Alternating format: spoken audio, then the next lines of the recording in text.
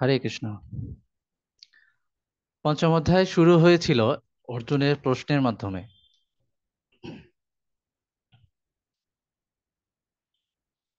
কর্মত্যাগ নাকি কর্ম সম্পাদন?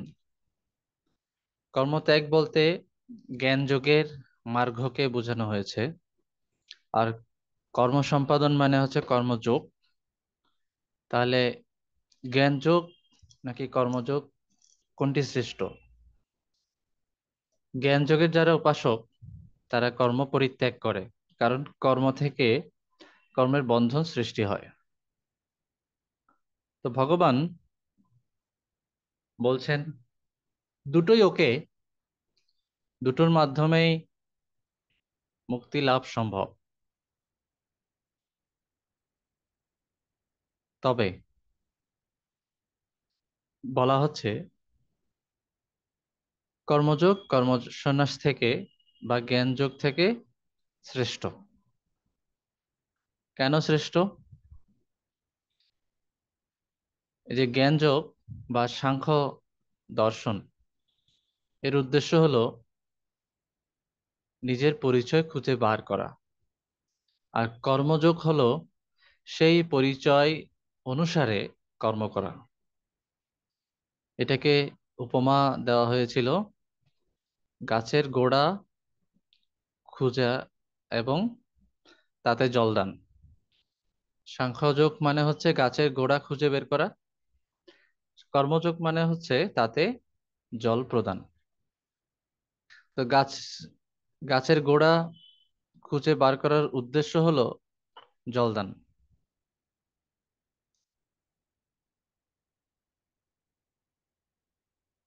তো ভগবত ভক্তিমূলক কর্ম যদি না থাকে, ভগবত সন্তুষ্টির উদ্দেশ্যে কর্ম সম্পাদন, এটা যদি না থাকে, নিষ্কাম স্তরের কর্ম যদি না থাকে, তাহলে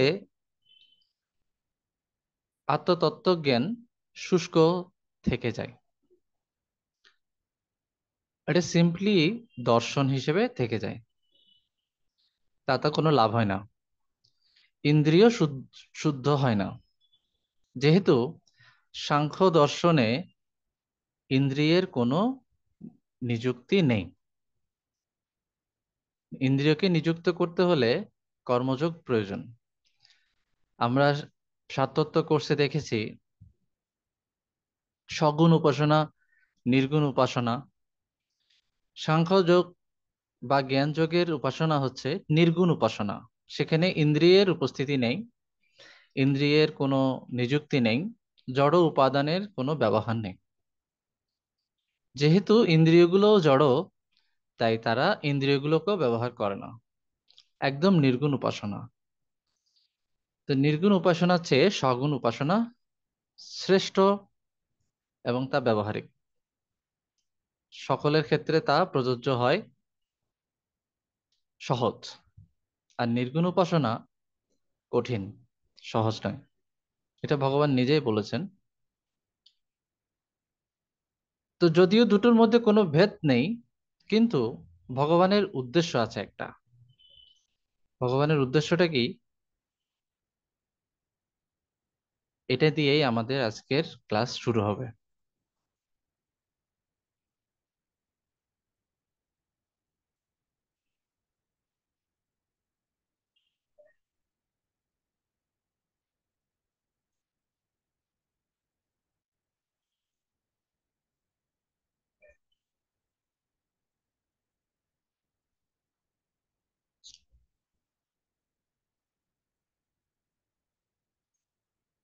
গত ক্লাসে আমরা কর্মযোগ কেন শ্রেষ্ঠ এর এর অনেকগুলো উত্তর পেয়েছিলাম, যেগুলো আমি একটু আগে আলোচনা করেছি।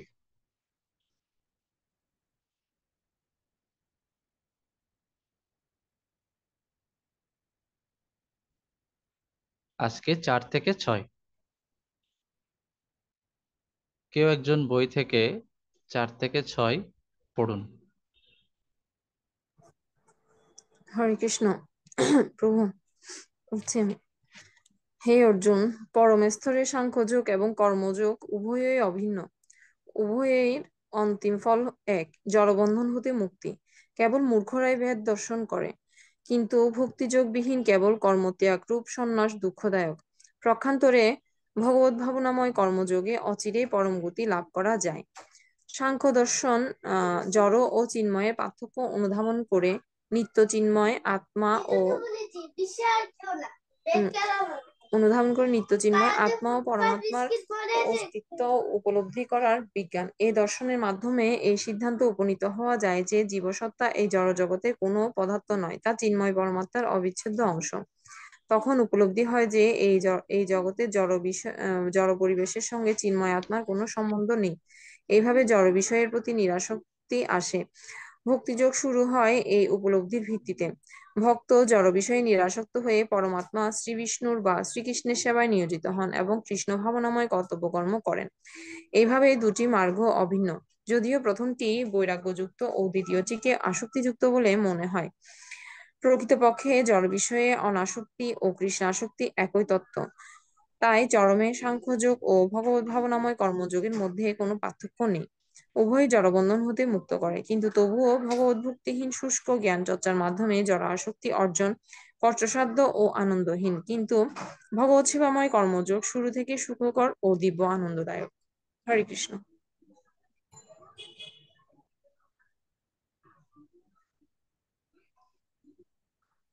হরে কৃষ্ণ। সাংখ্যযোগের উদ্দেশ্য হচ্ছে জড় বিষয়ে অনাসক্তি, আর কর্মযোগের উদ্দেশ্য হচ্ছে কৃষ্ণ আসক্তি। যেহেতু ভগবান শ্রীকৃষ্ণের উদ্দেশ্যে কর্ম করা হয়, তাই তার প্রতি একটা আসক্তি তৈরি হয়। তো জড় বিষয়ে অনাসক্তির উদ্দেশ্য হলো কৃষ্ণের বিষয়ে আসক্তির উদয় করা।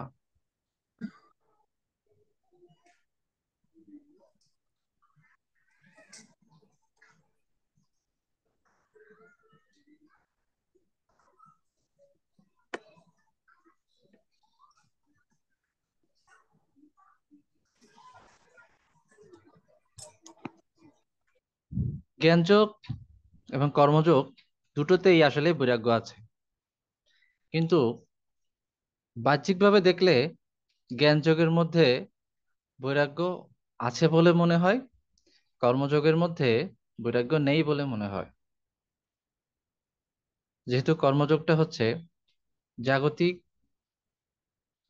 স্তরে কর্ম সম্পাদনের সাথে জড়িত, তাই মনে হবে কোনো একজন বিষয়ী ব্যক্তি, একজন ভক্তকে মনে হবে কোনো একজন বিষয়ী ব্যক্তি,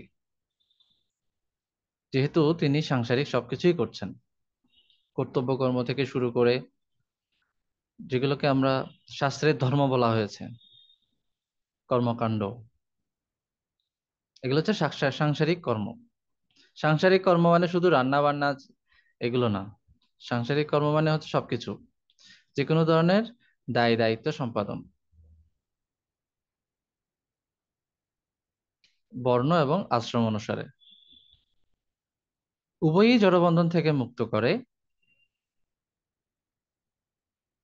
কিন্তু ভগবত ভক্তি যদি না থাকে, তাহলে জ্ঞান শুষ্ক থাকে এবং তাতে কোনো আনন্দ থাকে না। এবং এদের আলাদা আলাদা লক্ষ্য নেই, লক্ষ্য একটাই। যারা মূর্খ তারা মনে করে দুটোর লক্ষ্য দুরকম, আসলে দুটোরই লক্ষ্য এক, কৃষ্ণ আসক্তি বৃদ্ধি করা। গতদিন আমি একটু উপমা দিয়েছিলাম যে আমি যদি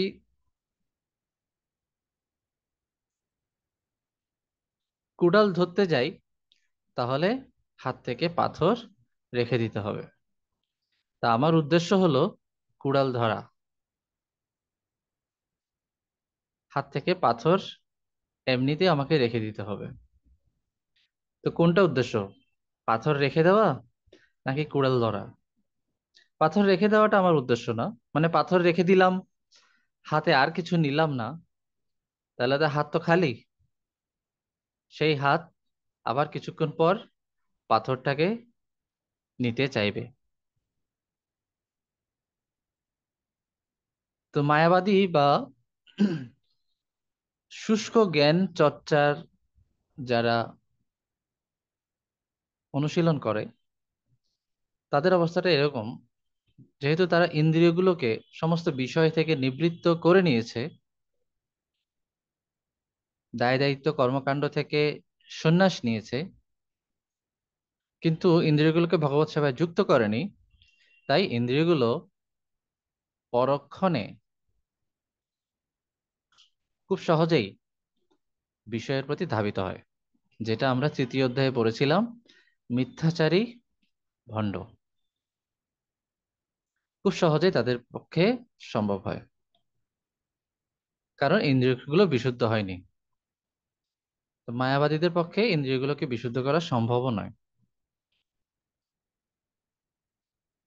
তো পাথর রেখে দেওয়া উদ্দেশ্য নয়, আমার উদ্দেশ্য হচ্ছে কুড়ালটা ধরা। তো ইন্দ্রিয়গুলোকে বিষয় থেকে নিবৃত্ত করা আমার উদ্দেশ্য নয়, আমার উদ্দেশ্য হচ্ছে কৃষ্ণের প্রতি আসক্ত করা। কৃষ্ণের আসক্তি যত বৃদ্ধি পাবে, জড় আসক্তি বা বিষয় আসক্তি তত হ্রাস পাবে। কৃষ্ণাসক্তি বাড়ছে মানে আমার জড় জগতের প্রতি, জড় বিষয়ের প্রতি আসক্তি কমছে। বিষয়ের প্রতি আসক্তির দিকে আমার ধ্যান দিতে হবে না, আমার ধ্যান থাকবে কৃষ্ণের প্রতি আসক্তি কিভাবে বাড়ানো যায়। জড় জগতের প্রতি বা বিষয়ের প্রতি আসক্তি আমার স্বাভাবিকভাবে কমে যাবে, এদিকে আমার ধ্যান দেওয়ার কোনো প্রয়োজন নেই। ঠিক ওই পাথর রাখার প্রতি আমার ধ্যান দেওয়ার কোনো প্রয়োজন নেই, আমার ধ্যান থাকবে কুড়াল ধরার প্রতি। একইভাবে কৃষ্ণ আসক্তি বা কৃষ্ণ ভক্তির দিকে, ভগবত সন্তুষ্টিময় কর্মের দিকে আমার নজর থাকবে, মানে কর্মযোগের দিকে। আর জড় বিষয় আসক্তি পরিত্যাগ, যেটা সাংখ্য যোগের বা জ্ঞান যোগের উদ্দেশ্য, জড় আসক্তি সেটা আমার অটোমেটিক্যালি হবে। তো কৃষ্ণ আসক্তি স্বাভাবিকভাবেই, অর্থাৎ কর্মযোগ স্বাভাবিকভাবে জ্ঞান সাংখ্য যোগের পরিপূর্ণতা দান করে। শুধু সাংখ্য দর্শন আমাদেরকে অন্তিম ফল দিতে পারে না। কর্মযোগ যখন সাংখ্য যোগের সাথে মিলিত হয় তখন একই ফল প্রদান করে। সাংখ্য যোগের উদ্দেশ্য হচ্ছে আসলে জড় বিষয় থেকে নিরাশ আসক্তি নির্মূল করা, কিন্তু কর্মযোগ সেটা প্রদান করে অটোমেটিক্যালি, কারণ ইন্দ্রিয়গুলো শুদ্ধ হয়ে যায়। এবং তাতে বিষয় আসক্তি, জমে থাকা বিষয় আসক্তি, এই যে জন্ম জন্ম ধরে বিষয়ের প্রতি যে আসক্তি আমাদের ইন্দ্রিয়গুলোর মনের, সেগুলো দূর হয়ে যায় সহজেই। এটাই ছিল শ্রীকৃষ্ণের অভিলাষ বা উদ্দেশ্য, আমাদেরকে ভক্তিমূলক এই সেবায়। অংশটা লেখা হয় নাই, বা একটু যদি স্ক্রিনটা আবার একটু দেন।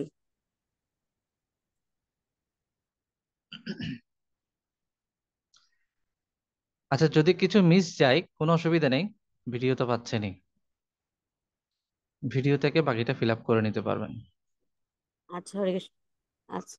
আমরা মানে ফ্লুয়েন্টলি একসাথে একবারে বলে যাই, তাহলে ভিডিওটা সুন্দর থাকে। মাঝখানে কথা হলে আর অন্যরকম হয়ে যায়, এটা আবার কাটতে হয়।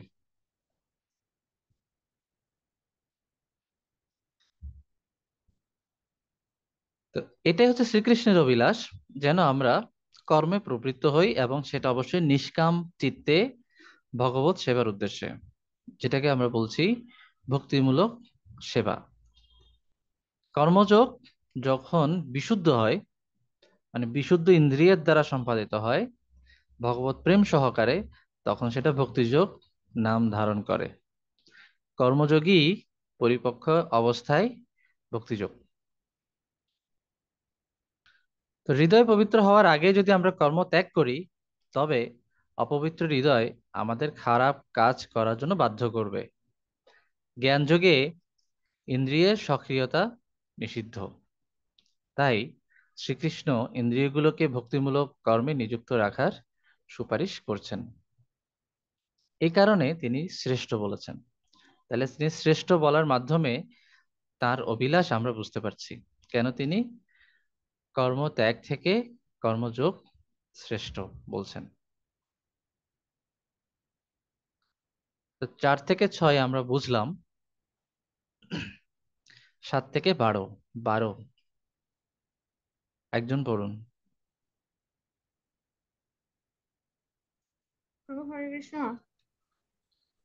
এইভাবে যিনি অনাসক্ত হয়ে কর্তব্য কর্ম সাধনের মাধ্যমে ভগবানের যোগযুক্ত হন, তিনি বিশুদ্ধ বুদ্ধি, বিশুদ্ধ চিত্ত এবং জিতেন্দ্রিয় হন। তিনি সকল জীবের প্রিয় হন।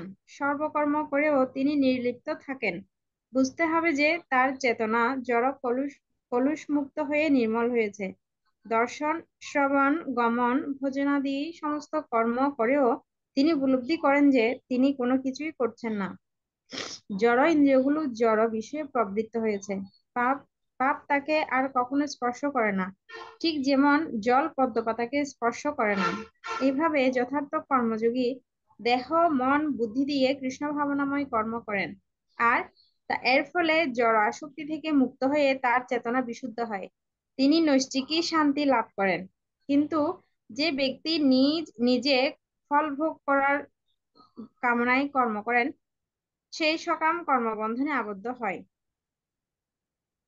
বিশ্লেষণ: যিনি অনন্য চিত্তে শ্রীকৃষ্ণের প্রতি ভক্তিমূলক সেবা কর্মে রত, তিনি সকলেরই প্রিয় হন। সকল জীবও তার প্রিয় হন, কারণ তিনি সকল জীবকেই শ্রীকৃষ্ণের থেকে অভিন্ন দর্শন করেন। তিনি সমস্ত জীবকে কৃষ্ণরূপে, বৃক্ষের শাখা প্রশাখা রূপে দর্শন করেন। কৃষ্ণ সেবা করার ফলে প্রকৃতপক্ষে তিনি বৃক্ষটির গোড়ায় জল সিঞ্চন করেন, তাই শাখা প্রশাখা রূপে সমস্ত জীবই তৃপ্ত হয়। উদরকে খাদ্য দিলে যেমন দেহের সমস্ত অঙ্গ পুষ্ট হয়, তেমনি ভগবানের সেবা করলে সমস্ত জীব পরিতৃপ্ত হয়। তার মন শ্রীকৃষ্ণের চরণ কমলে আসক্ত যার তার মন শ্রীকৃষ্ণের চরণ কমলে আসক্ত, তাই তার ইন্দ্রিয় সমূহ ভগবত সেবায় রত ও আসক্ত। তিনি কেবল কৃষ্ণ কথা শ্রবণ করতে চান, কৃষ্ণ প্রসাদ গ্রহণ করেন, আর কেবল কৃষ্ণ মন্দিরে যেতে চান। প্রশ্ন উঠতে পারে, ভগবত ভক্ত যদি সকল জীবকে ভালোবাসেন, তাহলে যুদ্ধের মাধ্যমে তিনি কুরুক্ষেত্রে অন্যদেরকে আঘাত করেছিলেন কি করে? আসলে তিনি কেবল ভগবানের নির্দেশ পালন করেছিলেন, যার ইচ্ছায় যুদ্ধের পূর্বেই তারা নিহত হয়েছিল। শ্রীকৃষ্ণের ইচ্ছায় তাদের দেহরূপ পোশাকগুলো পরিবর্তনের প্রয়োজন হয়েছিল, তবে তারা কেউ মরেননি। আত্মা অবিনশ্বর। ভগবানের অভিলাষ অনুসারে কর্ম করার ফলে কোনো পাপ ভক্তের কোনো পাপ হয় না, কোনো কর্মবন্ধন সৃষ্টি হয় না। জীবের দুইটি অবস্থা রয়েছে: মোহাচ্ছন্ন অবস্থা, যখন সে ইন্দ্রিয় তৃপ্তির জন্য জড় কর্মে লিপ্ত হয়, এবং ভগবত চেতনাময় শুদ্ধ অবস্থা, যখন ইন্দ্রিয়গুলোকে তিনি ভগবত সেবায় নিযুক্ত করেন।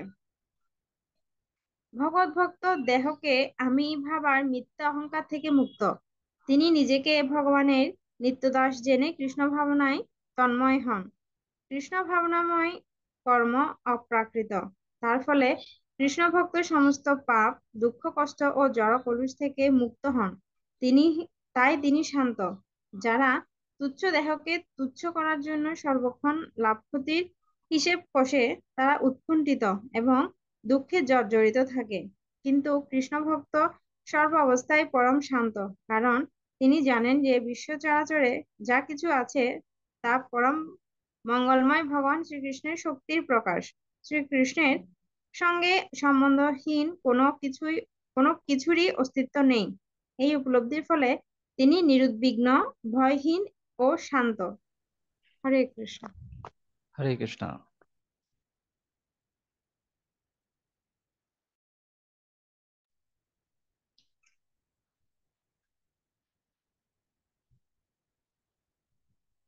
বৃক্ষের গোড়ায় জল সিঞ্চন।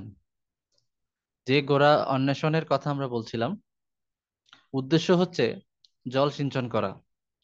গোড়া অনুসন্ধান হচ্ছে সাংখ্যযোগ। আমি কে, কার অংশ। এখানে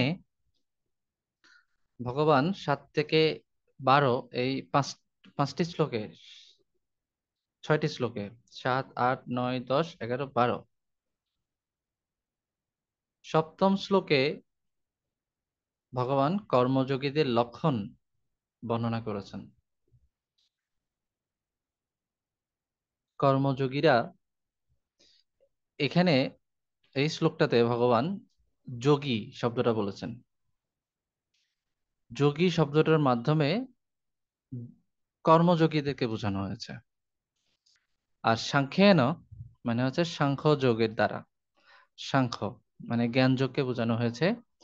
আর যোগী শব্দের দ্বারা কর্মযোগীদেরকে বোঝানো হয়েছে। প্রথম হচ্ছে বিশুদ্ধ আত্মা। বিশুদ্ধ আত্মা মানে হচ্ছে বিশুদ্ধ বুদ্ধিযুক্ত আত্মা। আপনাদের বইয়ে বিশুদ্ধ বুদ্ধি লেখা আছে।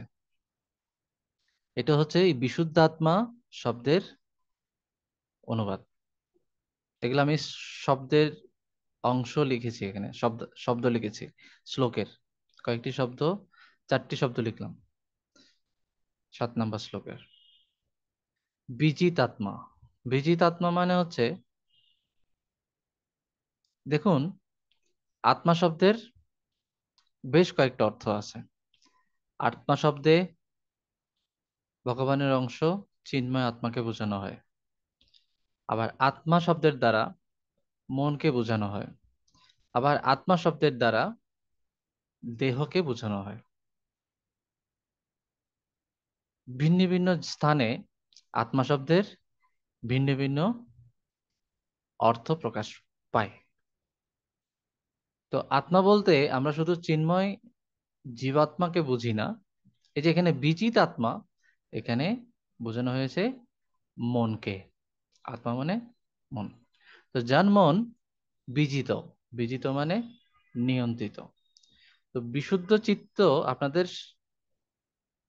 বইয়ে বিশুদ্ধ চিত্ত লেখা আছে। এই বইয়ে যে বিশুদ্ধ চিত্ত লেখা আছে, এটার মানে হচ্ছে নিয়ন্ত্রিত মন।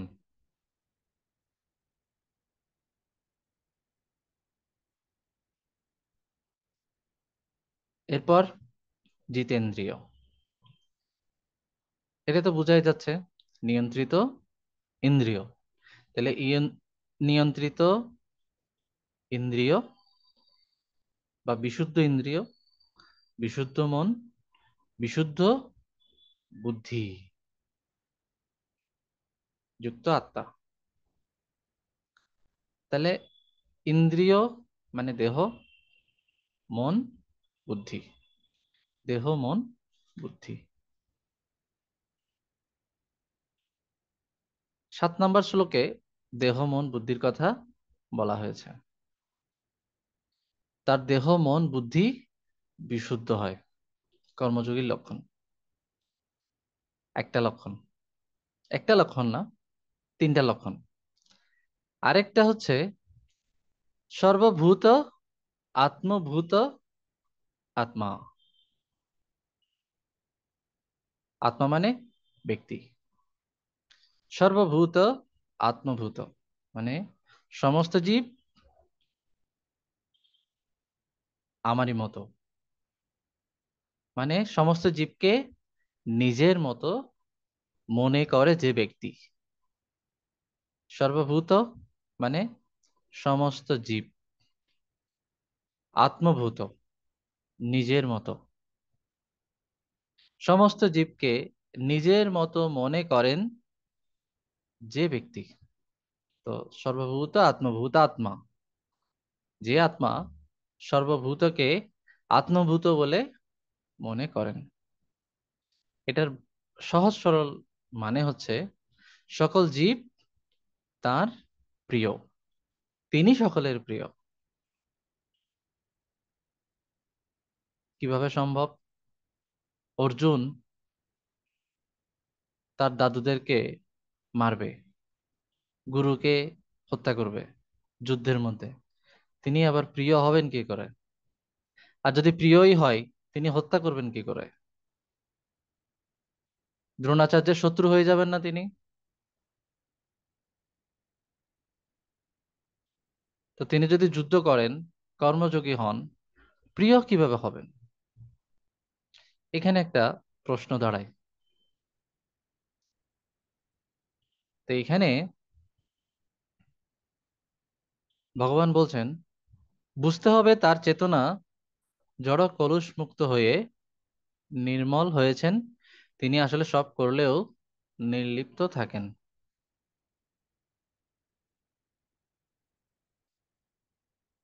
ভগবানের প্রতি ভালোবাসার কারণে এখানে প্রভুপাদ এটা লিখেছেন যে তিনি এই সমস্ত জীবকে কৃষ্ণের কৃষ্ণের শাখা প্রশাখা রূপ, কৃষ্ণরূপ বৃক্ষের শাখা প্রশাখা রূপে দর্শন করেন।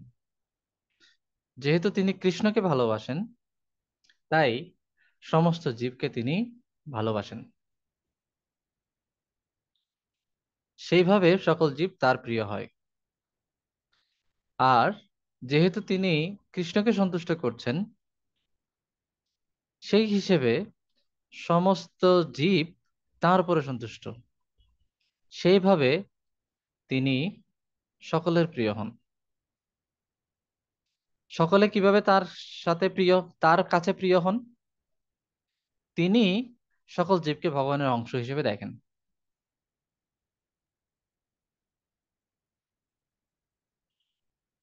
সকলের কাছে তিনি কিভাবে প্রিয় হন? যেহেতু তিনি ভগবানকে সন্তুষ্ট করছেন, সেইভাবে সমস্ত জীব তার উপরে সন্তুষ্ট হয়ে যাচ্ছেন। এটাকে তুলনা করা হয়েছে, উদরকে খাদ্য দিলে দেহের সমস্ত অংশ পুষ্ট হয়, গাছের গোড়ায় জল দিলে বৃক্ষের সমস্ত অংশ তৃপ্ত হয়, সেই জল গ্রহণ করে।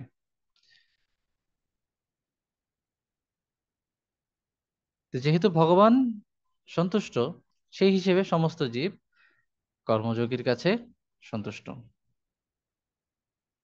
এভাবে তিনি প্রিয় হন সবার কাছে। আর সবাই ওনার কাছে কিভাবে প্রিয় হন? যেহেতু তিনি সবাইকে ভগবানের অংশ হিসেবে দর্শন করেন। এইভাবে সর্বভূত আত্মভূত আত্মা, এই লক্ষণটা প্রকাশ পায়। সকল জীব তাঁর প্রিয়, তিনি সকলের প্রিয়।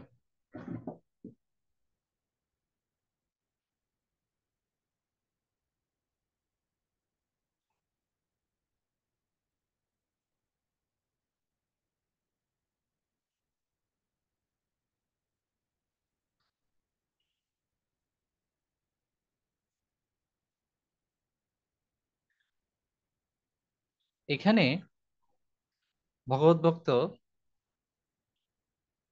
তার কর্মকাণ্ডের ফাউন্ডেশন হচ্ছে, তার বিভিন্ন সমস্ত কর্মের ফাউন্ডেশন হচ্ছে তিনি মিথ্যা অহংকার থেকে মুক্ত, ভগবানের নিত্য দাস রূপে নিজেকে জ্ঞান করেন। এটা হচ্ছে তার সমস্ত কর্মের ফাউন্ডেশন। এরকম জ্ঞান রাখার কারণে মিথ্যা অহংকার তিনি থেকেই মুক্ত থাকেন। এবং এই দেহ দ্বারা যেহেতু সবকিছু সম্পন্ন হচ্ছে, সম্পাদিত হচ্ছে, তিনি নিজে কিছু করছেন না, তাই কোনো পাপ তাকে স্পর্শ করতে পারে না। তিনি উপলব্ধি করেন জড় ইন্দ্রিয়গুলি জড় বিষয়ে প্রবৃত্ত হয়েছে, আমি এই ইন্দ্রিয় নই। মিথ্যা অহংকার হচ্ছে আমি এই দেহ, এই দেহের সাথে সংশ্লিষ্ট সবকিছু হচ্ছে আমার। এটা হচ্ছে একদম মিথ্যা অহংকারের গোড়া। আর সত্য অহংকারের গোড়া হচ্ছে এখানে যেটা বলা হয়েছে সেটা, যে এই দেহ জড় বিষয়ে প্রবৃত্ত হয়েছে, আমি হচ্ছি এই দেহ নই, শ্রীকৃষ্ণের নিত্যদাস। এই জ্ঞানে যখন তিনি শাস্ত্রকে অবলম্বন করে জীবন যাপন করেন, আবারও বলছি, কর্ম অকর্ম বিকর্ম, বিকর্ম তো অবশ্যই বাদ দিতে হবে। যেমন আমাদের ক্ষেত্রে বিকর্ম হচ্ছে 4টি পাপ কর্ম, এগুলো তো বাদ। এই জ্ঞানে যখন তিনি কর্ম কাণ্ড মানে শাস্ত্রের নির্দেশিত কার্যাবলী অনুষ্ঠান করেন, তখন সেই কার্যে যদি কোনো অপবিত্রতা থাকেও সেটা তাকে স্পর্শ করতে পারে না। যেমন আপনাদেরকে কয়েকটা উদাহরণ দিই, মন দিয়ে শুনুন। শাস্ত্রীয় কর্মকাণ্ড অনুশীলন করতে গেলেও তাতেও কিছু অপবিত্রতা সৃষ্টি হয়। যেমন একজন ব্রাহ্মণ, তার কাজ হচ্ছে পূজা অর্চনা, যজ্ঞ, দান, এগুলো করা, গ্রহণ করা, বিশেষ করে দান গ্রহণ করা। তো দান যজ্ঞ করতে গেলে শাস্ত্রে তাকে বিভিন্ন প্রাণীও বলি দিতে হয়। বর্তমানে যদিও এই যুগে পশু বধ নিষিদ্ধ, কিন্তু আগে শাস্ত্র অনুসারে শাস্ত্রে আছে, কিন্তু যদিও এই যুগে সেটা সম্ভব না। সেরকম ব্রাহ্মণ নেই, নবজীবন দান করার মতো ক্ষমতা নেই। যদি ক্ষমতা থাকেও তাকে এই কাজটি করতে হয়। তো পশু বলি, পশু বধ করা, কাউকে হত্যা করা তো অপবিত্রতা সৃষ্টি করে। তো তিনি যদি তার ব্রাহ্মণ্য কর্ম সম্পাদন করতে চান, তাহলে তাকে পশু বলি করতে হবে। তার পছন্দ না হলেও তাকে সে কাজটি করতে হয়েছে। এরপর ক্ষত্রিয়, ক্ষত্রিয়ের কাজ হচ্ছে জনগণকে সুরক্ষা প্রদান করা। তো সুরক্ষা প্রদান করতে গেলে তাকে অনেক সময় ছলনা, মিথ্যা, কূটনীতি, রাজনীতি, তারপর যুদ্ধ, এগুলোর আশ্রয় নিতে হয়, ব্যবহার করতে হয়। তো এখানেও তার মন অপবিত্র, কলুষিত হয়ে যাচ্ছে। ছলনা করা, কূটনীতি করা, এটা কি সরল মানুষের কাজ? জটিল মন লাগে। তো তাকে অনেক জটিল ভাবে চিন্তা করতে হয়, শত্রুদেরকে বধ করতে হয়, হত্যা করতে হয়। তো এগুলো তো অপবিত্রতা সৃষ্টি করে, হিংস্রতা সৃষ্টি করে, হৃদয়কে কলুষিত করে দেয়। তাহলে দেখুন, কর্ম অনুষ্ঠান করতেই আমাদের হৃদয় অপবিত্র হয়ে যায়। এরপর আমি যদি বলি বৈশ্যের ক্ষেত্রে, বৈশ্য মানে ব্যবসায়ী, ব্যবসায়ীদেরকে মিথ্যার আশ্রয় নিতে হয়, ক্রেতাদেরকে মিথ্যা কথা বলতে হয়, না হলে সে তো প্রোডাক্ট কিনবে না। এরপর শূদ্র, শূদ্রের কাজ হচ্ছে মনিবের সেবা করা। তাকে অনেক সময় দুষ্ট মনিবের আশ্রয়ে সেবা করতে হয়। সে ভালো মানুষ, কিন্তু তার মনিব হচ্ছে দুষ্ট, তো তার অর্ডার ক্যারি ক্যারি করতে হয়। যেমন অনেক সরকারি চাকরিজীবী আছে যারা দুর্নীতি করতে চায় না, কিন্তু তার বস বা সরকারের যে প্রতিনিধি বা প্রতিষ্ঠানের যিনি প্রধান, তারা সবাই দুর্নীতি লিপ্ত লিপ্ত। তাহলে কি হবে? তাকেও তাদের আজ্ঞা অনুসারে কাজ করতে হয়। তাহলে যে যেটা বলছি, যে এই এই আশ্রম অনুসারে, বর্ণ অনুসারে আমরা যখন বর্ণাশ্রম ধর্ম অনুশীলন করতে যাই, সেখানে কিছু অপবিত্রতা সৃষ্টি হয়। কিন্তু কারো নলেজ যদি এটা থাকে যে আমি এই দেহ নই, আমি কৃষ্ণের নিত্য দাস, আমার বর্ণ আশ্রম অনুসারে আমার জড় দেহই এই বিষয়ে প্রবৃত্ত হয়েছে, আমি এগুলোর মধ্যে, আমি এই দেহ নই, আমার কর্ম হচ্ছে, আমার এগুলো সবকিছু সম্পাদিত করতে হচ্ছে কৃষ্ণের সন্তুষ্টির জন্য। কৃষ্ণের সন্তুষ্টির জন্য যখন কেউ তার কর্তব্য কর্ম করে, আবারও বলছি, কর্তব্য কর্ম, বিকর্ম না। মানে আমি নিজে শাস্ত্রের বাইরে চলাফেরা করব না, শাস্ত্রের ভেতরে চলাফেরা করলেও অনেক সময় আমাকে পাপ স্পর্শ, পাপ সৃষ্টি হতে পারে।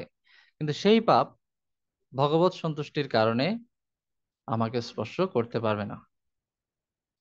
তো কর্তব্য কর্ম করতে গেলেও অনেক সময়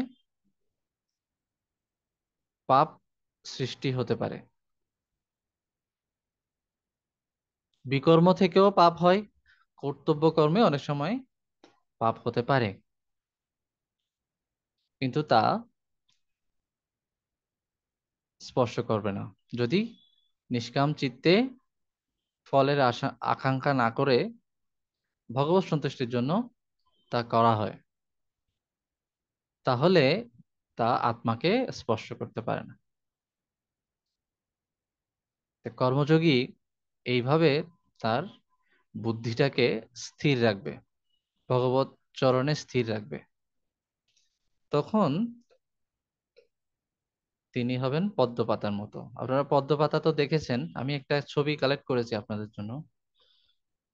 জলে পদ্মপাতার উপমা। আপনি এখানে যতই জল ছিটান, দেখেন পদ্মপাতাগুলো কিন্তু জলের মধ্যে আছে, কিন্তু ভেজা ভেজা ভাব নেই। এটার উপরে যে মোমের মতো আবরণ, সেটা পানি লাগতে দেয় না।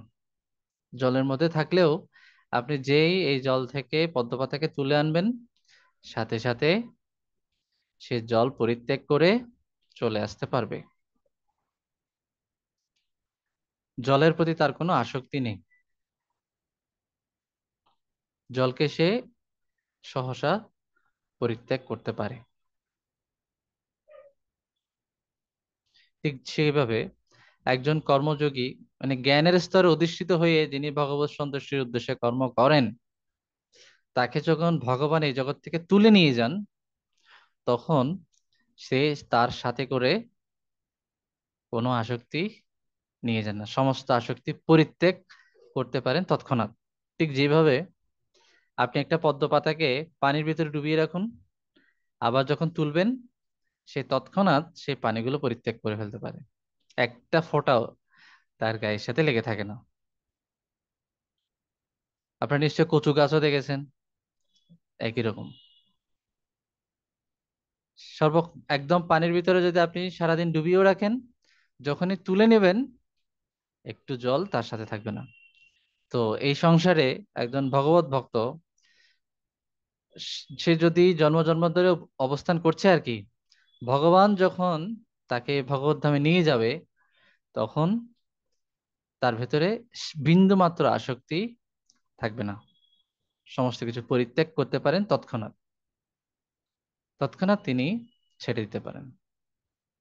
তো এইভাবে একজন ভগবত ভক্ত জীবিত কালেই মুক্ত অবস্থায় থাকেন, তাকে বলা হয় জীবন মুক্ত।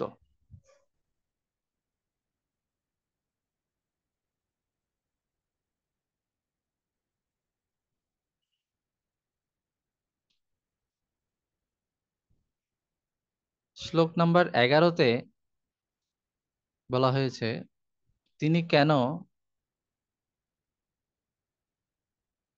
তিনি তো জানেন তিনি দেহ নন, তো তারপরও তিনি কর্ম করেন, তার একটাই উদ্দেশ্য, সেটা হচ্ছে আত্মশুদ্ধি। একটু আগে আপনাদেরকে দেহ, মন এবং বুদ্ধির কথা বলেছিলাম। কত নম্বর শ্লোকে? 7 নম্বর শ্লোকে।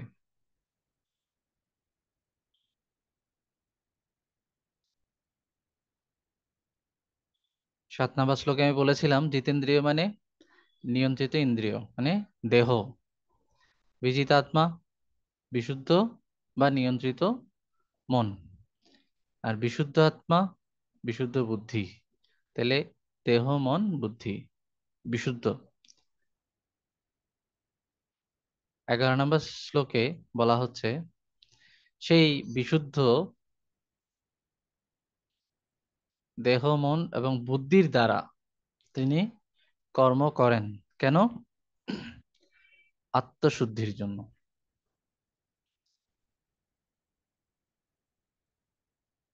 আত্মশুদ্ধি মানে এই যে একটু আগে বলেছি, পদ্মপাতার হওয়ার জন্য, পাপ যাতে তাকে স্পর্শ করতে না পারে, এটাই হচ্ছে তার উদ্দেশ্য, আত্মশুদ্ধি। 11 নম্বর শ্লোকের কয়েকটা শব্দ আমি আমি এখানে তুলে ধরেছি। সঙ্গং তেক্তোয়া, এই যে আসক্তি। কিছুক্ষণ আগে আমি আপনাদেরকে জলটাকে যদি আমি আসক্তির সাথে তুলনা করি, তাহলে বিন্দুমাত্র আসক্তি এই পদ্ম পাতায় লেগে থাকে না যখন তাকে জল থেকে তোলা হয়। তো ভগবান যখন ভগবত ভক্তকে চিন্ময় জগতের দিকে নিয়ে যান, বিন্দু পরিমাণ আসক্তি তার চেতনার মধ্যে থাকে না। এটাকে বলা হচ্ছে আত্মশুদ্ধি। এই যে সঙ্গং ত্যক্ত্বা, আসক্তি পরিত্যাগ করে। সঙ্গ শব্দের অর্থ মেলামেশা। সঙ্গ শব্দের অর্থ আরেকটা অর্থ হচ্ছে আসক্তি। সঙ্গাত সঞ্জায়তে কাম, মানে কি? আসক্তি থেকে কাম উৎপন্ন হয়। এটা আমরা দ্বিতীয় অধ্যায়ে পড়েছিলাম, 62-63 নম্বর শ্লোকে।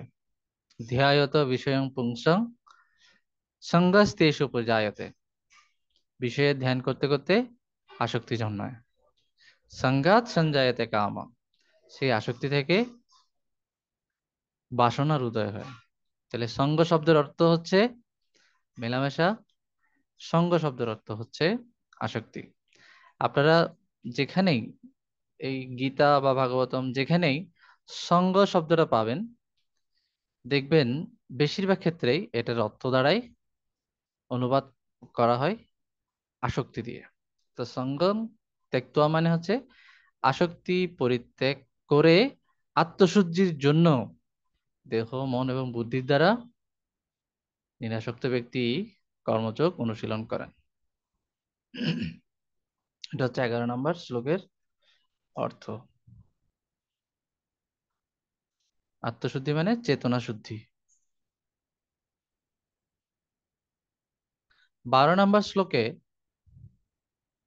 ভগবান এরকম কর্মফলে নিরাসক্ত আর আসক্ত ব্যক্তির পার্থক্য তুলে ধরেছেন। তো পার্থক্যটা আপনারা শ্লোকেই বা এতে পাবেন,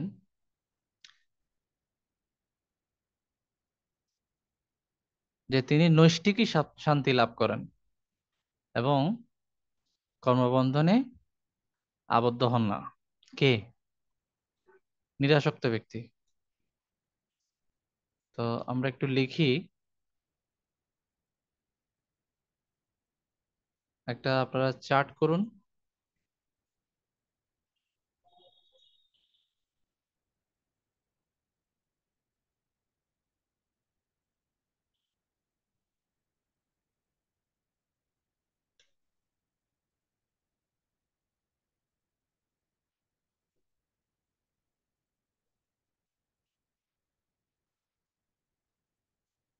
দুই তিনটা পার্থক্য আপনারা লিখে ফেলুন দ্রুত।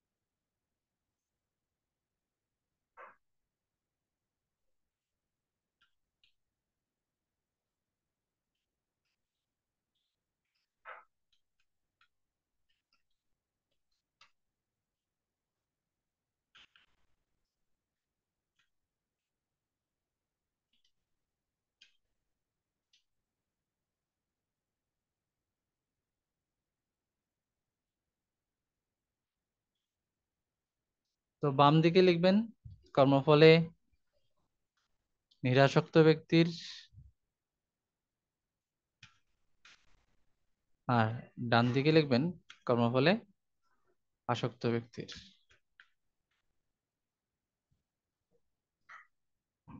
আপনারা লিখুন, দুই তিনটা পার্থক্য লিখে ফেলুন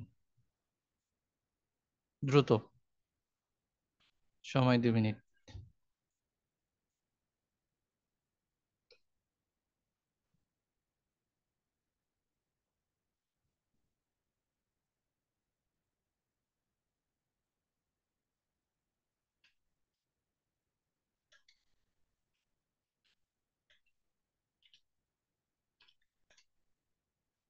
এতক্ষণের আলোচনা থেকে আপনারা যা পেয়েছেন 2 মিনিটেই লিখে ফেলুন। একটা আমি লিখে দিলাম, দেখি আর কে কয়টা বের করতে পারেন। দ্রুত।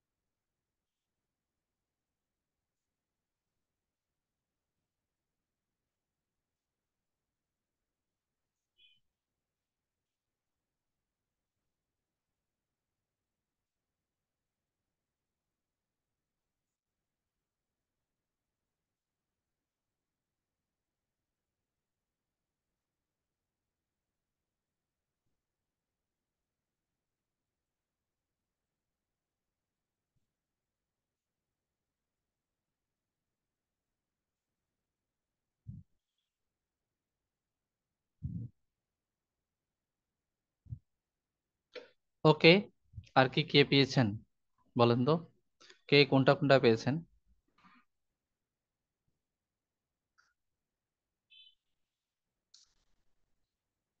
একজন একজন বলুন, যার মাথায় যেটা এসছে বলুন।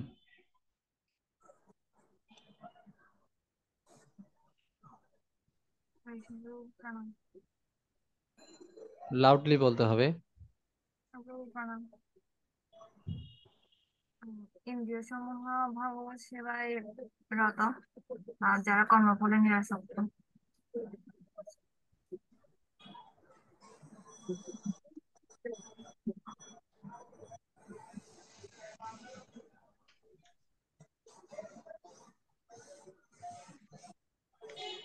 রতনালীকে, আপনার কথাটাকে আমি আর একটু মডিফাইড করে লিখলাম, ইন্দ্রিয়সমূহ বিশুদ্ধ। শুধু ইন্দ্রিয় না, দেহ, মন, বুদ্ধি।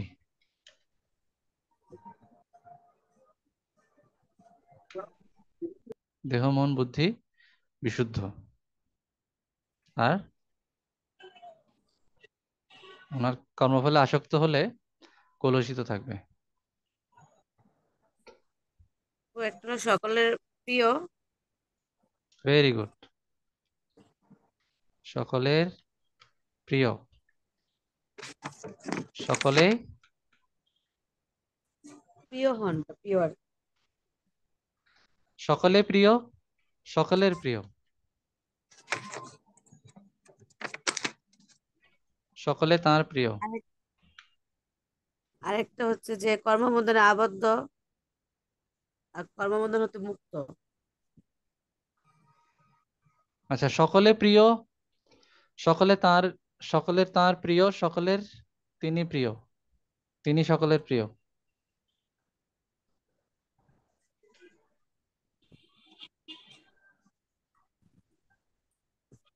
এখানে আর কি লেখা যায়?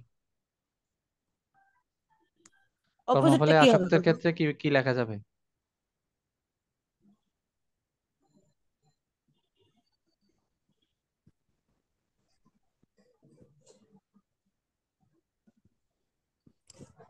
তা-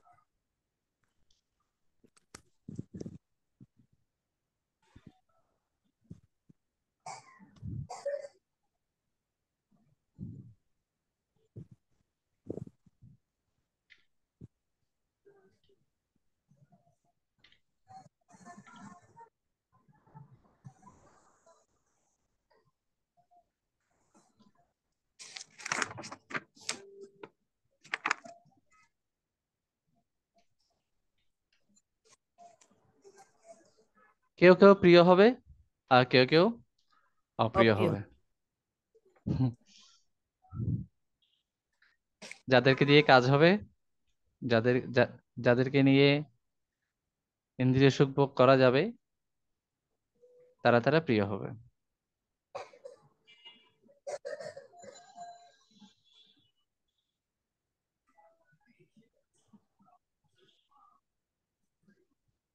চেতনা শুদ্ধ, কর্মবন্ধনে আবদ্ধ, কর্মবন্ধন থেকে মুক্ত।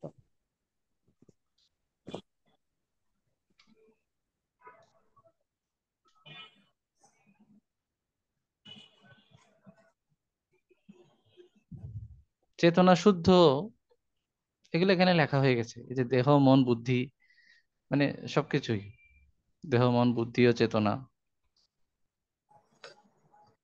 বিশুদ্ধ। হরে কৃষ্ণ প্রভু। হুম। তাকে আর কখনো স্পর্শ করে না, এই পয়েন্টটা কি আসবে এখানে? পাপ স্পর্শ করে না, হুম। ওই একই কথা, বিশুদ্ধ আর কি। আর পাপ স্পর্শ করলে কলুষিত, এখানে ভিতর চলে এসছে। ভিন্ন কিছু আছে কিনা দেখুন।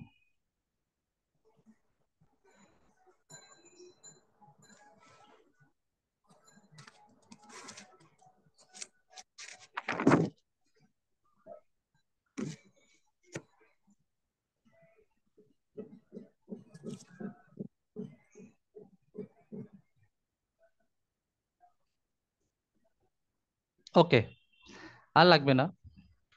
আচ্ছা যাই প্রভু, হোক। আরেকটা পয়েন্ট কি এখানে আসতে পারে, তিনি সবসময় সুখী ও দিব্য আনন্দে থাকেন?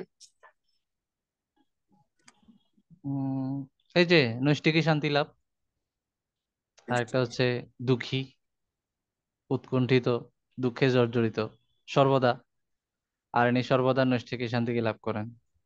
এইসব প্রভু প্রণাম। তো নিজেকে ভগবানের নিত্য দাস জেনে এভাবে ভগবান। লিখতে পারেন, মিথ্যা অহংকার যুক্ত, নিত্য দাস না আর কি। আর মিথ্যা ইনি হচ্ছেন মিথ্যা সত্য অহংকার। অহংকার যুক্ত, মানে নিত্য দাস। মিথ্যা অহংকার হচ্ছে আমি দেহ, আর সত্য অহংকার হচ্ছে আমি দেহ নই, চেন্ময় আত্মা, ভগবানের, ভগবান শ্রীকৃষ্ণের নিত্য দাস। হ্যাঁ, এটা লেখা যায়। আর আছে।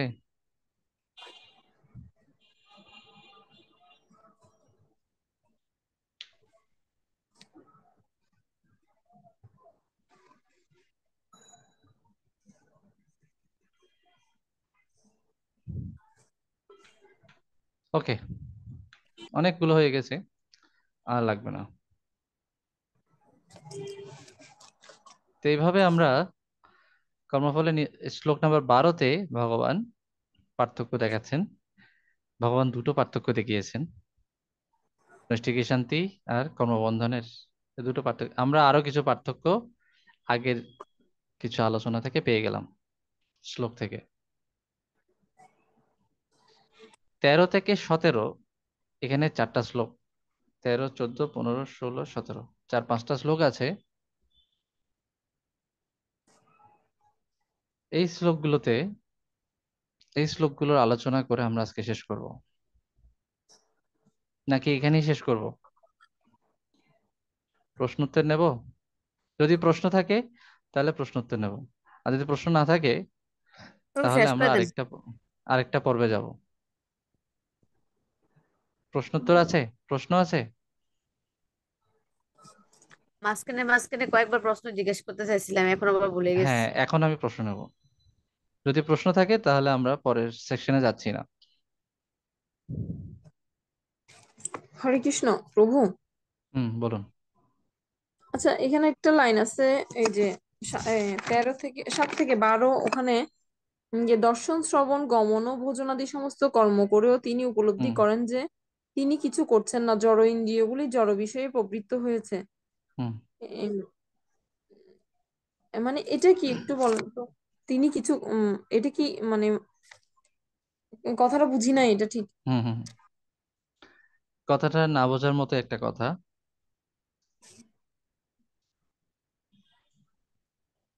সাধারণত এখানে ভগবান এই যে কার্যগুলোর কথা বলেছেন, দর্শন শ্রবণ গমন ভোজন ভোজন, এই কাজগুলো যারা বিষয় বৈরাগী, সাংখ্যযোগী, তারা এই কাজগুলো করেন না সাধারণত।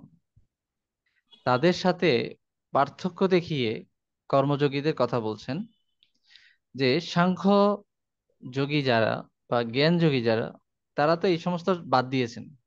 দর্শন মানে লোকালয়ে বিচরণ, তারপর শ্রবণ, মানুষের কথা শোনা, মানে আলাপ আলোচনা, মানুষের সাথে কথাবার্তা, তারপর গমন, এই যে বিভিন্ন জায়গায় চলাচল করা, ভোজন এমনকি আহার, নিদ্রা, যেগুলো শারীরবৃত্তীয় কাজ, শরীরের যেগুলো কাজ, তারা সেগুলো পরিত্যাগ করেছেন। শরীরের সমস্ত কাজ, এই যে আগেই বলেছি, জ্ঞান যোগীরা তারা শরীরটাকে ব্যবহার করেন না, ইন্দ্রিয়গুলোকে ব্যবহার করেন না। তারা ইন্দ্রিয়ের যত কাজ সেগুলো বর্জন করেছেন। অর্জুন এটাই প্রশ্ন করেছেন, যে আমি কি কর্ম ত্যাগ করব নাকি কর্ম অনুষ্ঠান করব? যে আমি কি এগুলো সব ছেড়ে ছুটে দিয়ে বনে চলে যাব, সেখানে গিয়ে শুধু ধ্যান মগ্ন হয়ে বসে থাকবো, নাকি তুমি যেগুলো বলছো, যুদ্ধ করতে বলছো, সেগুলো করব? অর্জুন একটু কনফিউজড হয়ে গিয়েছিলেন। গতদিন আমরা বলেছিলাম যে তিনি কনফিউজড হয়ে গেছেন আমাদের জন্যই, যাতে তিনি প্রশ্ন করেন। তা আরো ক্লিয়ার হওয়ার জন্য তিনি প্রশ্ন করছেন, যে আমি কি এগুলো পরিত্যাগ করব নাকি যুদ্ধ করব, কোনটা বলছো?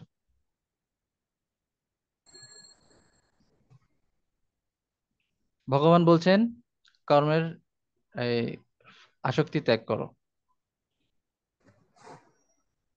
তো তিনি মনে করেছিলেন কর্মের আসক্তি ত্যাগ করতে হলে কর্মটাই ত্যাগ করে দিতে হবে।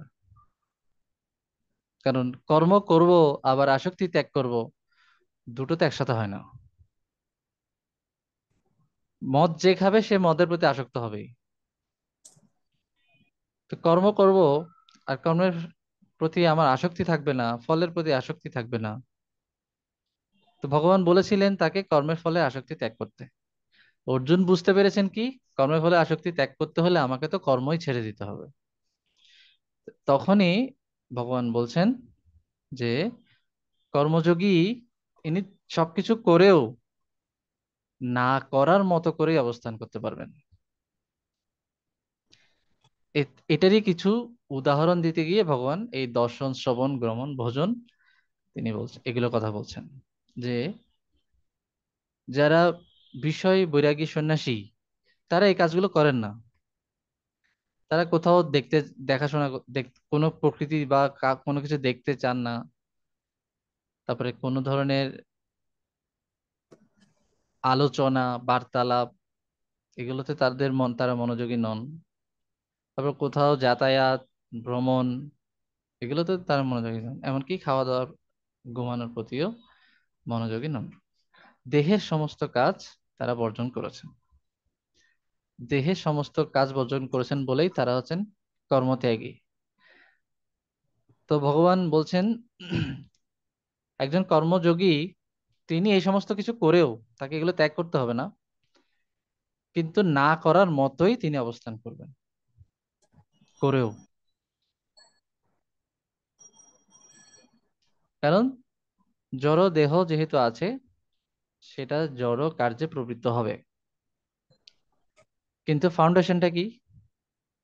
ফাউন্ডেশনটা হতে হবে সত্য অহংকার, যেন সেটা মিথ্যা অহংকার না হয়। তো এখানে দর্শন শ্রবণ গমন ভোজন এই উদাহরণগুলো দেওয়া হয়েছে জ্ঞানযোগীদের কে মিন করে। কারণ মানে তারা এগুলো করে না, আর তুমি এগুলো করেও মুক্ত থাকতে পারবে। কারণ দর্শন গমন ভোজন এই সমস্ত কাজগুলো করতে গেলেই আমাদের কিছু না কিছু কলুষতা তৈরি হবে, জড় কলুষতা তৈরি হবে। কিন্তু সেগুলো স্পর্শ করবে না যদি সত্য অহংকার থাকে।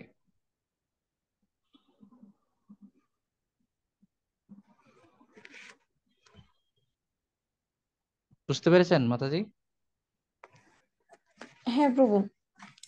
এই আচ্ছা। ক্ষেত্রে কর্মযোগীদের ক্ষেত্রে মানে দর্শন শ্রবণ গমন এগুলো তো সবকিছু মানে করাই যায়। হ্যাঁ, দর্শন তো এখানে ভগবানকে দর্শন করা, ভগবত কথা শ্রবণ করা, এগুলো তাই না? যে কোনো দর্শন, যে কোনো দর্শন বলতে আবার এগেইন আপনাকে বুঝতে হবে কোনটা বিকর্ম আর আচ্ছা। কোনটা কর্ম।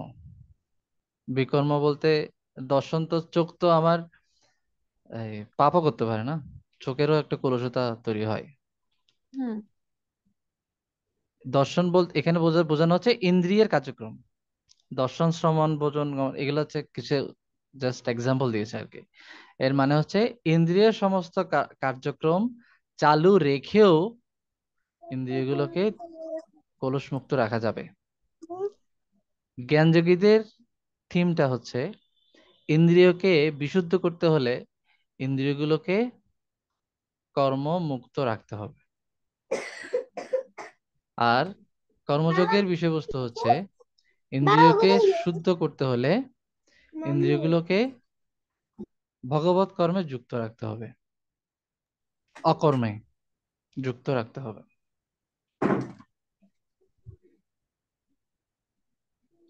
অর্থাৎ অকর্ম মানে কি? অকর্ম মানে আসলে কর্মই ভগবত উদ্দেশ্যে সম্পাদিত কর্ম। আমাদের যে যত দৈনন্দিন কাজকর্ম, দর্শন মানে শুধু দর্শন মানে শুধু ভগবানের দিকে, ভগবানকে দর্শন সেটাকে বোঝানো হয়নি। মানে চোখের কাজ, চোখ যা করবে সেটা ভগবত সন্তুষ্টির জন্য যে কোনো ভাবে দর্শন, যে কোনো দর্শন। শুধু বিগ্রহ দর্শনটাকে দর্শন এখানে বোঝানো হয়নি। দর্শন মানে চোখের কাজ, শ্রবণ মানে কানের কাজ, গমন মানে পায়ের কাজ, ভোজন মানে মুখের কাজ, উদরের কাজ, মানে সমস্ত তবু দেহের সময় কার্যক্রম। অনেক সময় তো অনিচ্ছা সত্ত্বেও আমাদের চোখে অনেক কিছু পড়ে যায়, কানও অনেক কিছু শুনতে হয়। হ্যাঁ। হ্যাঁ। তো মানে ওইগুলা কি আমাদের ইন্দ্রিয়ের উপরে, ওগুলো আবার অনেক সময় ইন্দ্রিয়ের উপরে, অনেক সময় মনের উপরে প্রভাব ফেলে ওই জিনিসগুলা। হুম। হ্যাঁ, মনের উপর প্রভাব ফেলে। আমরা যেহেতু এখনো আসক্ত, হ্যাঁ। তাই আগে থেকেই তো আসক্তি ভেতরে আছে। হুম। আপাত দৃষ্টিতে, আপাত বাহ্যিকভাবে আমরা, এটা আমাদের 13 থেকে 17তে আলোচনার বিষয়বস্তু আছে এই আপনার এই এই বিষয়টা নিয়ে 13 থেকে 17তে আলোচনা হবে। যাই হোক, হালকা করে বলি। তা আগে থেকে তো আমাদের কিছু আসক্তি আছে, পূর্ণরূপে আমরা শুদ্ধ নই। তাই সেরকম আসক্তিজনিত মানে কলুষিত, অপরের কলুষিত কর্ম আমাকে প্রভাবিত করে। আরেকজন যে কথা বলছে সে তো বিশুদ্ধ কথা বলছে না, সে কলুষিত কথাই বলছে। কর্ম কিন্তু সে করছে, আমি এটার সাইড ইফেক্টটা পাচ্ছি। মানে আমি পাশে আছি, জাস্ট প্রভাবটা অনুভব করছে।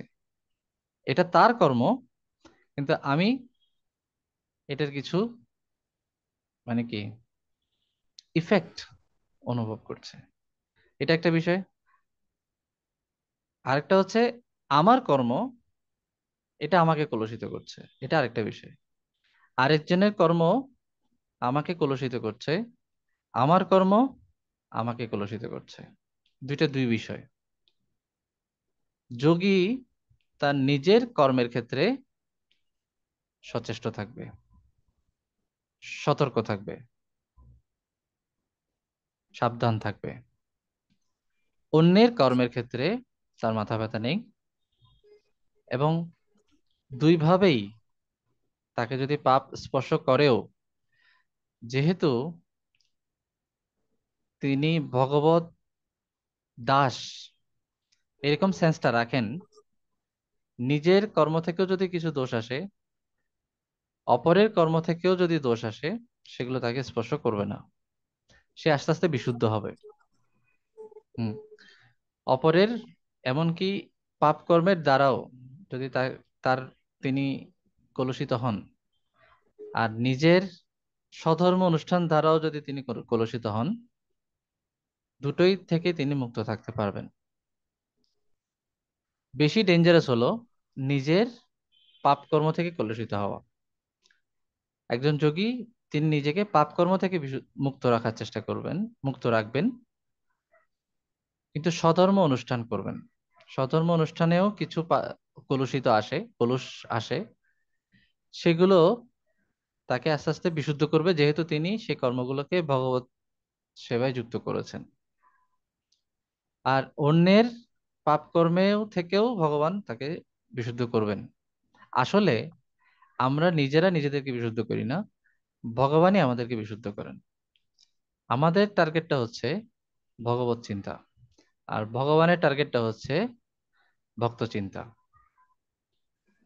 ভক্ত ভগবত সন্তুষ্টির জন্য সচেষ্ট থাকেন, আর ভগবান ভক্তকে কলুষমুক্ত রাখতে সচেষ্ট থাকেন। এই যে পাপ তাকে কখনো স্পর্শ করে না, এটার মানে হচ্ছে আমি পাপকে তাকে স্পর্শ করতে দিই না। এটার ভেতরের কথা হচ্ছে এটা। ভগবান যখন বলছেন, এটার ভেতরের কথা হচ্ছে পাপকে আমি অ্যালাউ করি না তাকে স্পর্শ করতে। আমাদের কি সাধ্য আছে পাপকে নিয়ন্ত্রণ করা, বা আরেকজনের কর্মের প্রভাব থেকে মুক্ত থাকা? এটা আমাদের সাধ্য নেই, কিন্তু ভগবান সে কাজটি করে থাকেন।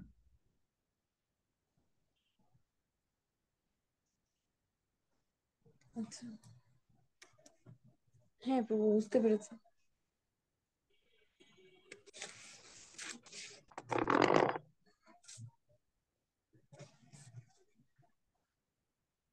আর কারো প্রশ্ন আছে?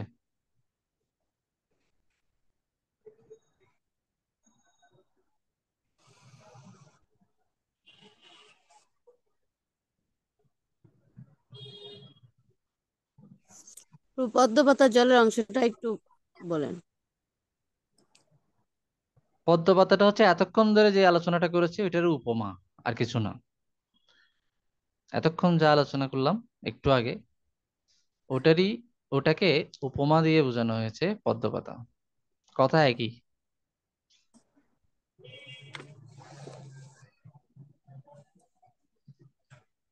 পদ্ম পাতা হচ্ছে জীব, জল হচ্ছে পাপ বা কলুষ বা আসক্তি।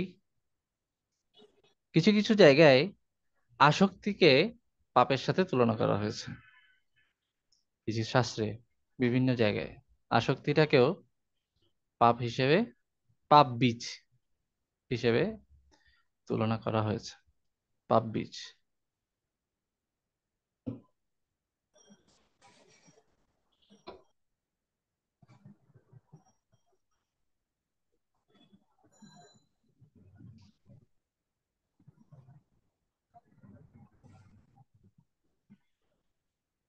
এটা রুমকি মাতাজি গ্রুপে শেয়ার করেছেন এই কথাটাকে। আমাদের বাসনাগুলো হচ্ছে পাপ বীজ। আর বাসনা আসে থেকে আসক্তি থেকে। আমি দেখাই আপনাদেরকে। এই কথাটা আমার কাছে খুব ভালো লেগেছে, কারণ এগুলো ইন্টারকানেক্টেড কথা। এই যে আপনাদের প্রতিদিন গ্রন্থপাঠ গ্রুপটার মধ্যে রুমকি মাতাজি এটা শেয়ার করেছেন, আমি এটাতে লাইক দিয়েছিলাম।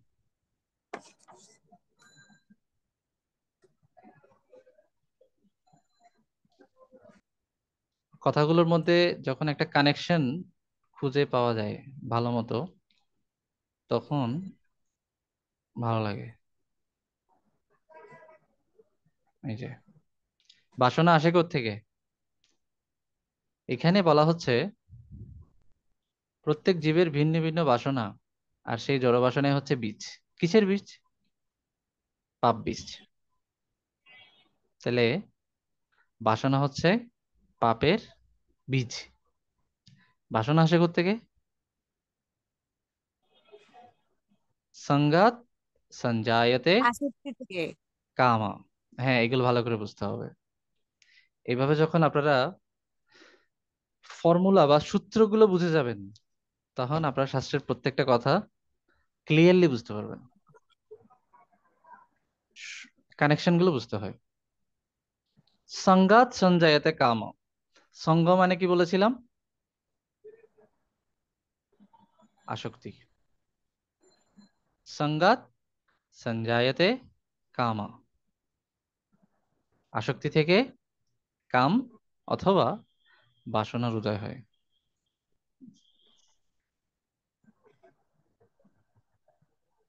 এটা কি শ্লোক? দ্বিতীয় অধ্যায়ের 62-63 শ্লোক। এই জন্য শ্লোকগুলো অনুবাদ সহ ভালো করে মুখস্থ রাখতে হবে, কারণ এগুলোর ভিতরে কিছু ফর্মুলা দেওয়া আছে, সূত্র দেওয়া আছে। এই সূত্রগুলো যখন আপনি একটার সাথে মিলাবেন, তখন আপনার গ্রন্থ পড়ে ভালো লাগবে। পড়ে মনে হবে সব বুঝতে পারছি কি বলতে চাচ্ছে। না হলে মনে হবে ভগবান একই কথা বলছেন, সব জায়গায় একই কথা, সব কথাই একই রকম মনে হবে। আসলে সব কথা একরকম না, বিভিন্ন অ্যাঙ্গেল থেকে বিভিন্ন কিছু বলা হচ্ছে, সূত্র ঠিক রেখে রেখে। দ্বিতীয় অধ্যায়ে আমি আপনাদেরকে শ্লোকটা একটু দেখাই। 62-63 নম্বর শ্লোক। এটা অনেক ইম্পর্টেন্ট একটা শ্লোক।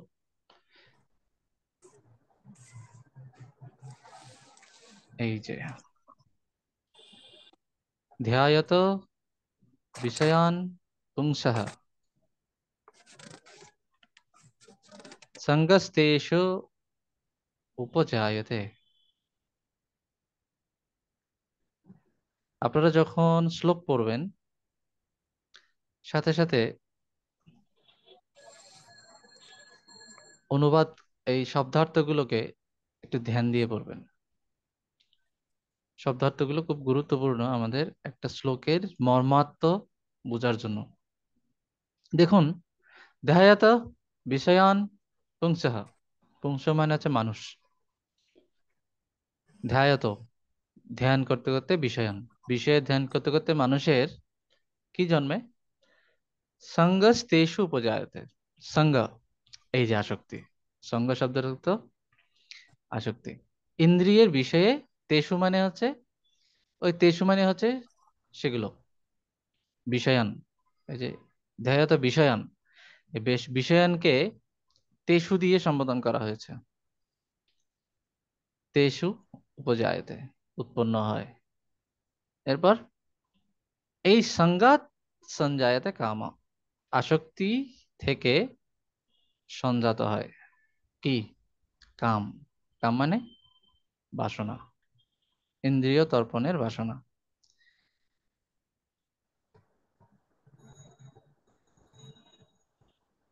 এই যে, আর এই বাসনাই হচ্ছে পাপ বীজ। তাহলে বাসনা যদি পাপ বীজ হয়, এই পাপের মূলে কে আছে?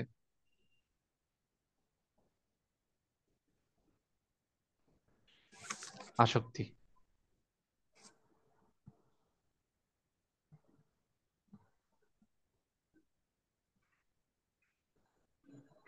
এই যে আমি যে কথার কারণে আমি এত দূর চলে আসলাম, কি কথা?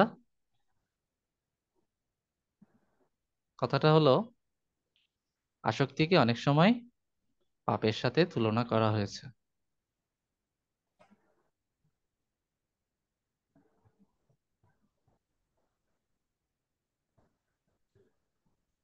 এই যে পাপ তাকে কখনো স্পর্শ করে না, মানে এই যে পাপ শব্দের অর্থ বিভিন্ন কিছুকে বোঝায়, এক এক সময় এক এক কিছুকে বোঝায়। পাপ শব্দের আরেকটা অর্থ হচ্ছে আসক্তি। জড় বিষয়ে আসক্তিটাও আসলে এক ধরনের পাপ বা পাপের বীজ। তো পাপ শব্দ শুধু শাস্ত্রের বিরুদ্ধে চললে যে পাপ হয় তা না, শাস্ত্র মোতাবেক চলেও অনেক সময় আসক্তির জন্ম নেয়, যদি তা সকাম হয়। সকাম কর্ম, নিষ্কাম কর্ম। কর্ম আমাদের যদি সকাম হয় তাহলে তা পাপের রূপ নেয়। এই যে কামকে এই জন্য পাপ বলা হয়েছে। পাপাত্মক মানে কি? পাপের বীজ।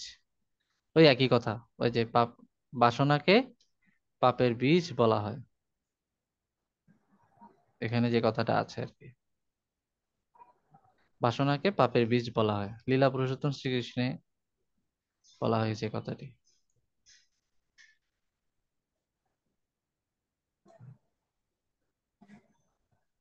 লাইনটা দেখেই আমার মানে একটা কানেকশন আবার মনে পড়ে গেল।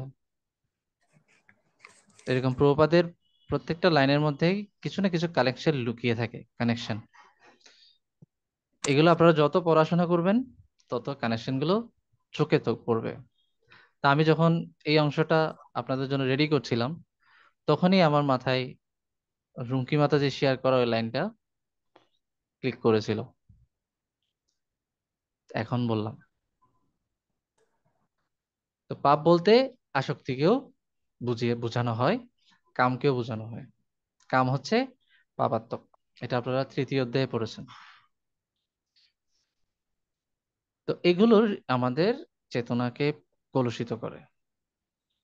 এই যে এখানে বলা হয়েছে জড় আসক্তি থেকে মুক্ত হয়ে চেতনা শুদ্ধ হয়। এই জড় আসক্তি হচ্ছে পাপ।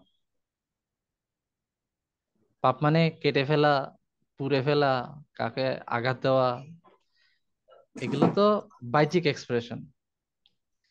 অন্তরে ইন্টারনালি পাপ বলতে বোঝানো হয় আসক্তি।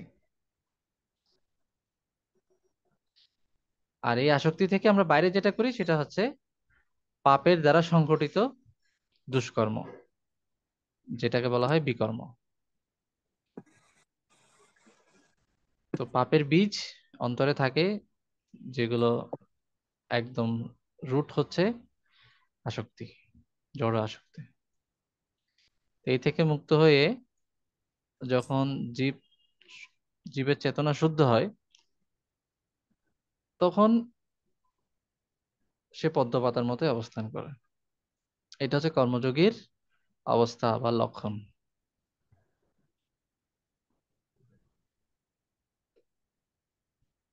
বুঝা গেছে? ঢুকছে মাথার ভিতরে? হরে কৃষ্ণ। প্রভু। কারো আর কোনো জিজ্ঞাসা আছে?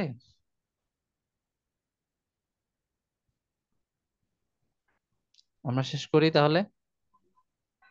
আচ্ছা প্রভু, মিথ্যাহংকারটা তো এক ধরনের পাপ, হ্যাঁ। হুম। আবার সত্য অহংকারটা কি ওটাও তো এক ধরনের অহংকার প্রভু? হ্যাঁ, অহংকার শব্দের অর্থ হচ্ছে পরিচয়। অহংকার শব্দটাকে পরিচয় শব্দ দ্বারা রিপ্লেস করে দিন, তাহলে কি হুম, হয়? মিথ্যা পরিচয়, সত্য পরিচয়। অহংকার শব্দের অর্থ কি? পরিচয়। আমি কিন্তু এটা নিজে থেকে বলিনি, এটারও আমি প্রমাণ দেখাবো। অহংকার শব্দের অর্থ পরিচয়। অহংকার শব্দের অর্থ কি? পরিচয়। পরিচয়। তাহলে ত্রয়োদশ অধ্যায়ে চলে যাই। ভগবদ গীতা ত্রয়োদশ অধ্যায়,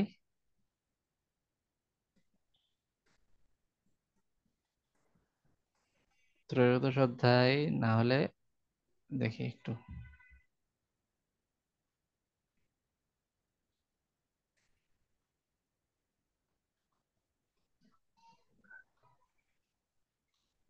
16 অধ্যায়, দুই বাসুর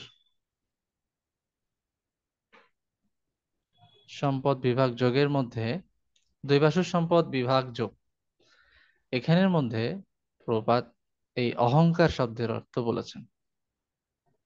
আমি আপনাদেরকে দিয়ে পড়াবো অহংকার শব্দের অর্থ কি।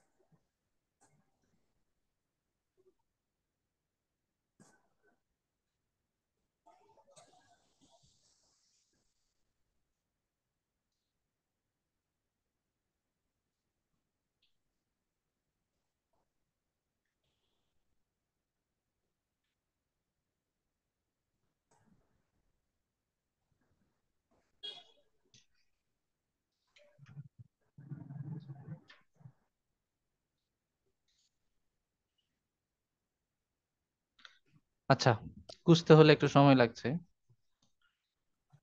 আমি খুঁজে আপনাদেরকে স্ক্রিনশট দিচ্ছি, একটু খুঁজে নিই। ক্লাসের পরে আমি খুঁজে আপনাদেরকে খুঁজে বার করে দেখাচ্ছি। এর বিশাল তাৎপর্য হয়তো এই মুহূর্তে চোখে পড়ছে না। এক জায়গায় লেখা আছে অহংকার শব্দের অর্থ, অহংকার মানে পরিচয়। তাহলে সত্য অহংকার মানে হচ্ছে আমাদের সত্য পরিচয়। সত্য পরিচয়টা হচ্ছে আমরা কৃষ্ণের নিত্যদাস। মিথ্যা পরিচয় হচ্ছে আমরা এই জগতের প্রভু, আমি এই দেহ, এই জগতের মালিক, প্রভু। এটা আমার, এটা আমার আস্তানা, এটা হচ্ছে মিথ্যা পরিচয়। নিজেকে দেহ মনে করা, এটাই হচ্ছে মিথ্যা পরিচয়।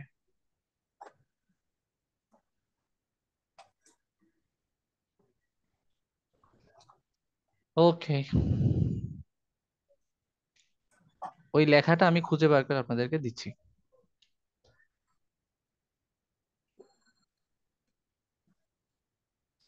তাহলে আমরা এখানে আজকে সমাপ্ত করি।